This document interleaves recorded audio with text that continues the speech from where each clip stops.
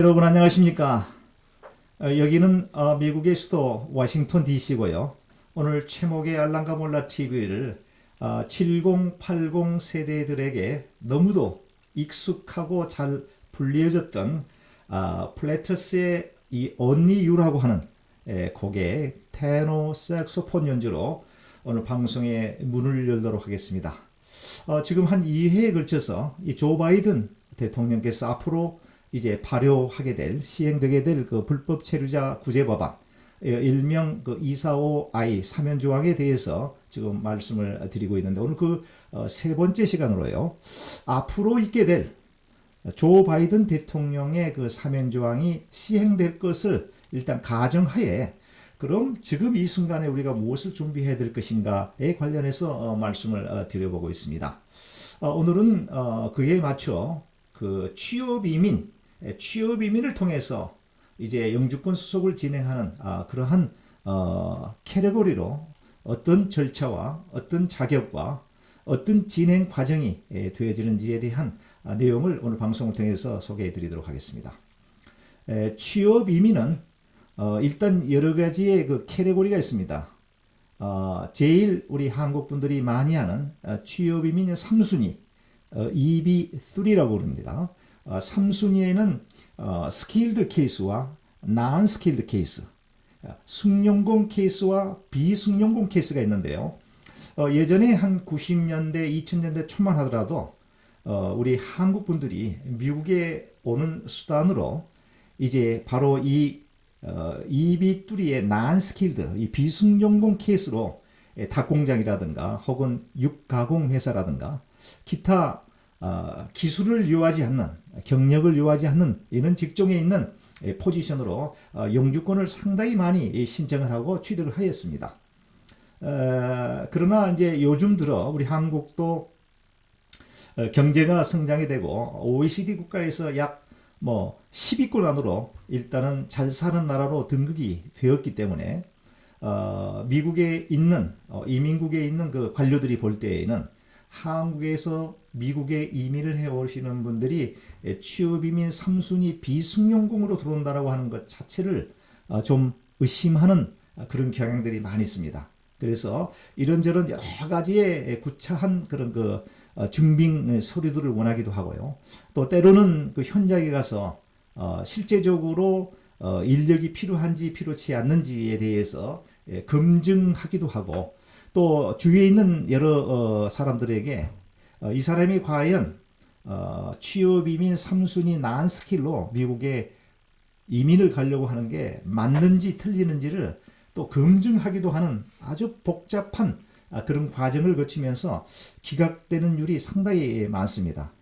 지난 트럼프 정부에서는 실제적으로 비숙련공 케이스로 미국의 영주권을 취득한 경우는 아마도 거의 한 5% 이하로 추산이 되어집니다. 거의 불가능했습니다. 그러나 이제 조 바이든 정부가 들어서게 되고 이민 정책에 대해서 상당히 우호적인 그런 측면으로 이제 앞으로 나갈 가능성이 많기 때문에 어쩌면 예전처럼 3순위의 난스킬드 비숙련공 케이스도 문이 좀 열리지 않겠는가라고 하는 기대를 해보는데요. 제가 생각할 때는 비숙련공보다는 한국에서 본인들이 이제 경험이 있는 경력이 있는 그 직종을 살려서 미국에 있는 그 직종과 연관성이 있는 그 스폰서를 찾아서 이민 신청을 정상적으로 하는 것이 좋지 않겠는가라고 하는 생각을 하는데요. 그 왜 그러냐면 실제적으로 비숙련공에 대한 그 임금은 미국에서도 그 주별로 이제 임금이 다 최저임금이 다른데 굉장히 낮습니다. 실제적으로 그 저임금 가장 낮은 그 최저임금을 받고는 뭐 혼자라고 하면 뭐 충분히 살아갈 수도 있겠습니다만은 배우자와 가족이 있는 경우에는 불가능합니다. 너무도 액수가 작기 때문에. 그래서 그런 형태로 미국의 이민을 계획하고 영주권 받기 위해서 그런 방법을 썼다라고 하면 미국에 와서 상당히 고생하게 되고요.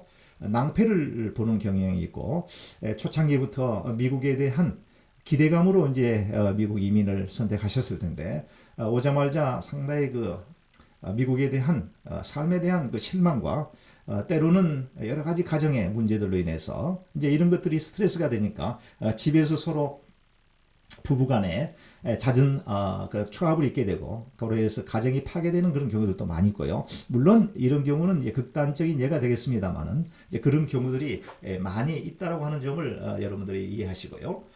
가급적 그 비숙련공보다는 취업이 및 3순위의 그 숙련공 케이스로 영주권을 신청하는 것이 좀 바람직하다라고 하는 측면이고요.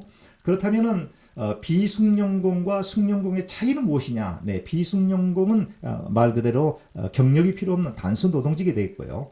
숙련공이라고 하는 것은 일단은 본인이 한 2년 이상, 최소한 2년 이상의 그 경력이 필요로 하는 그런 그 직종입니다. 다시 말씀드리면 요리사라든가 또 그 바느질, 옷 수선을 하는 그 테일러라고 그러죠. 여기서는 얼터레이션이라고도 표현합니다만은 이 옷 수선공이라든가 혹은 뭐 매니저급이라든가 혹은 뭡니까 육고기를 이렇게 배분하는 그 미국에서는 그걸 미커러 혹은 부초라고 하는데 정육점에서 일하는 그런 그것도 숙련공이면 아니면 뭐 용접 기술자 아니면 뭐 목수 카펜터도 2년 이상의 경력이 있다라고 하면 그 숙련공으로 포함이 됩니다.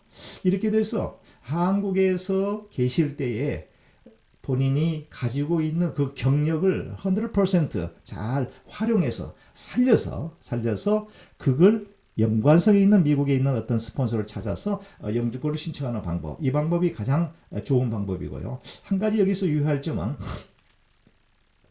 한국에서 그 경력이 2년 이상 있다고 하더라도 적정한 가끔세라고 그러죠. 그 텍스 세금을 낸 기록이 없다라고 하면 이민국에서 그 경력 자체를 또 인정받기가 상당히 어렵습니다. 과거에 가짜 서류들이 너무도 많이 이제 사용한 거를 이민국에서 이미 감지하고 웬만해서는 그걸 믿어주지는 않습니다. 그래서 세금을 낸 경력이 필요한 그런 직종, 그 경력을 살려서 미국에서 동일한 직종의 스폰서를 찾아서 이민 신청을 하는 게 좋겠다라고 하는 말씀이 되겠습니다.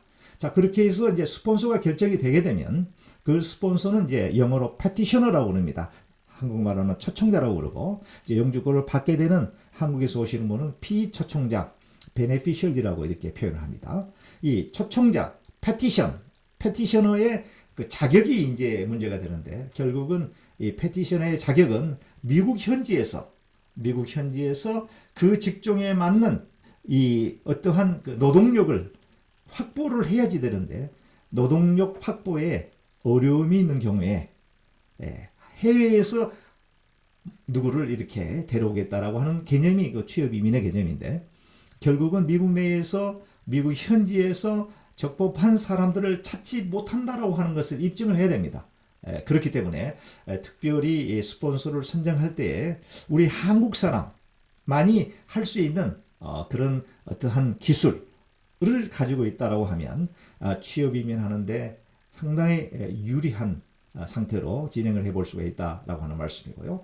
또한 이제 그것이 입증이 됐을 경우에 스폰서가 과연 한 사람을 서포트할 수 있는 다시 말하면 그 최저임금은 노동청에서 정한 그 임금을 줄 수 있는 그 능력이 되는지 안 되는지를 검증받게 되는데 그것은 그 스폰서 회사의 세금 보고가 어떻게 되어 있는지 소위 전체의 그 매출액이 있겠고요.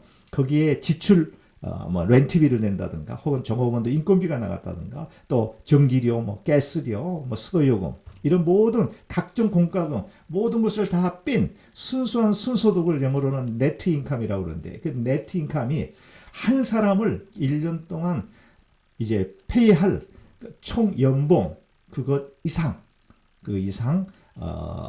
세금 보고를 한 사업체에 해야지만이 스폰서의 자격이 있게 됩니다.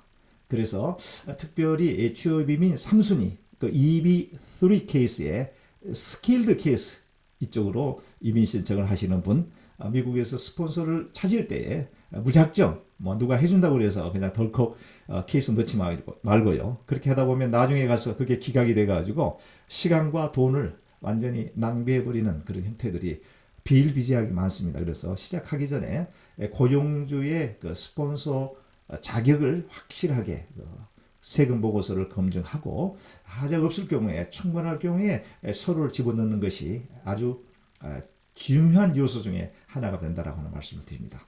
여러분 오늘은 앞으로 있게 될 사면 조항이 통과되어 있을 경우에 한해서 그것을 미리 염두에 두고 미리미리 취업 이민을 신청하는 그러한 상태에 있어서 취업 이민 3순위의 승용공에 관련되어 있는 내용을 말씀드렸습니다. 계속해서 다음 시간에 또 여기에 관련되어 있는 여러 가지 내용들을 좀 디테일하게 말씀을 드리겠습니다.